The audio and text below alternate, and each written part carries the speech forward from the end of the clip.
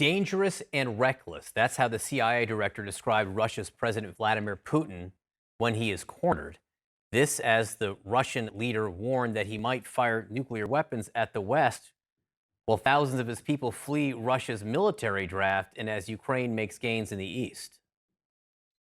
He's got to be concerned, and not just about what's happening on the battlefield in Ukraine, what's happening at home, and what's happening internationally.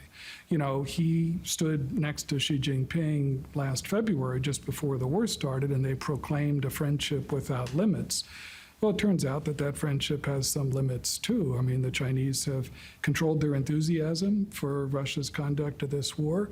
They haven't provided the kind of military support that Putin had been looking for as well. So he's got to be troubled by what he sees, but he's also stubbornly confident in his own judgments. He believes he's tougher than anybody else. You make it sound like he's even more dangerous. Putin cornered, Putin who feels his back against the wall, can be quite dangerous and reckless.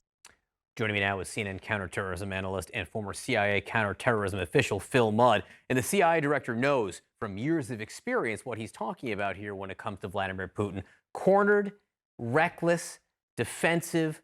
What do you think that means, Phil? Boy, I'm taking this first, John, from looking at the personality of the CIA director, Director Burns, whom I know. He's a subdued, understated individual. He's been around for a long time and he knows the Russians. So when you're looking at what he's saying, you got to take it at face value.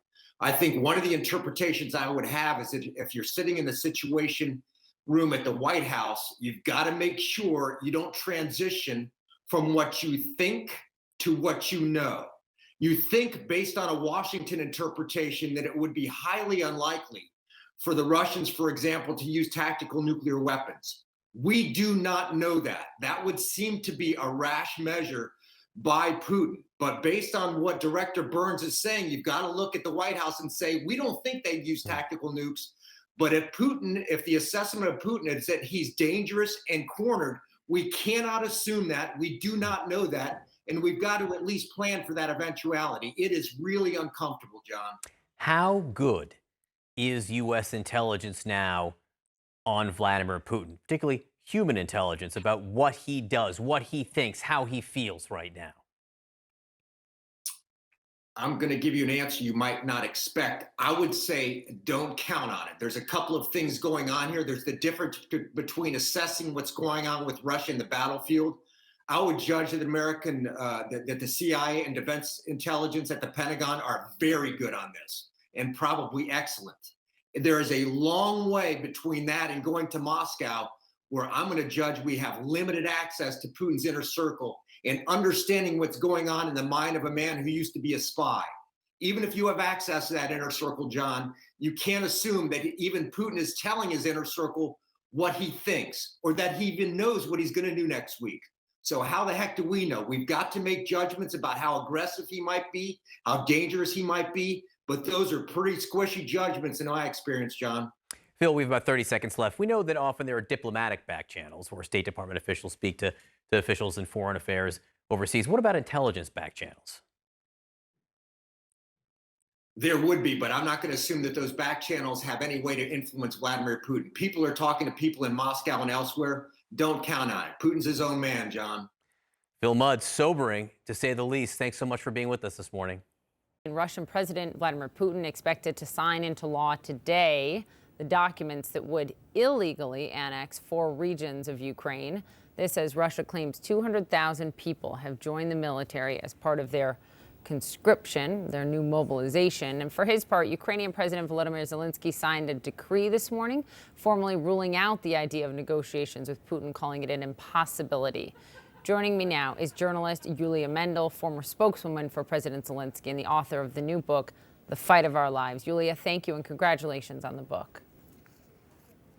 Well, Poppy, thank you for having me and for raising this topic. Ukraine is very important these days. Obviously, and for you particularly, to see what Russia has done to these territories in the east, one of them being the Kherson region, where you are from. I wonder what your reaction is, not only to the law that Putin is signing today, but also what you're hearing from your loved ones still there. Well, Poppy, it's really very difficult to see how Russia tries to invade. Actually, my memories, my childhood, the places where I was, born and brought up. But in fact, we see that no one in the world except North Korea recognizes this annexation, and of course, Ukrainian army and Ukrainian president do not. Today, we've heard that five settlements in the Kherson region were liberated by Ukrainian army, and we strongly believe that they will move forward. We also have heard that the Kremlin said that they do not know the exact borders of the territories that they want to annex, which means that their strategy is really failing and they just try to push for fake democracy, not to stop.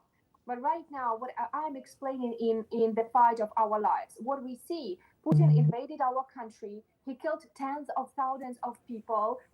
He took our land.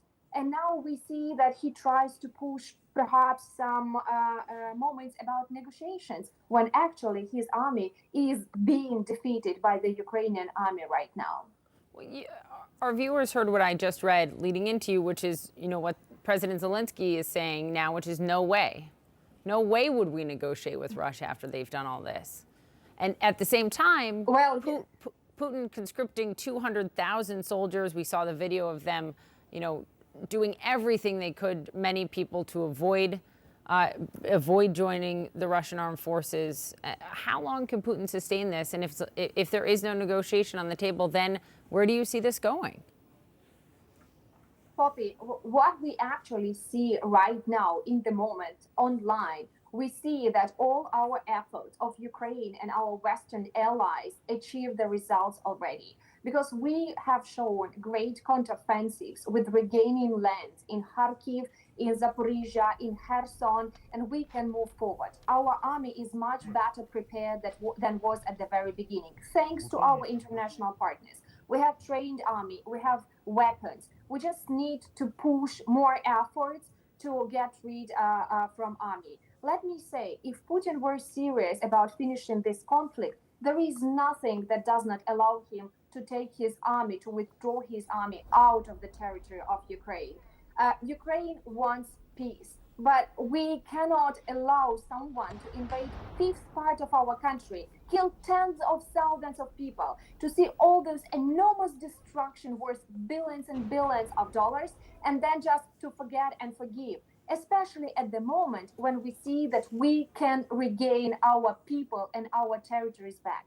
I know from occupied territories, from the people whom I know very closely, that they are still praying, they are waiting, and they celebrate the achievements of the Ukrainian army.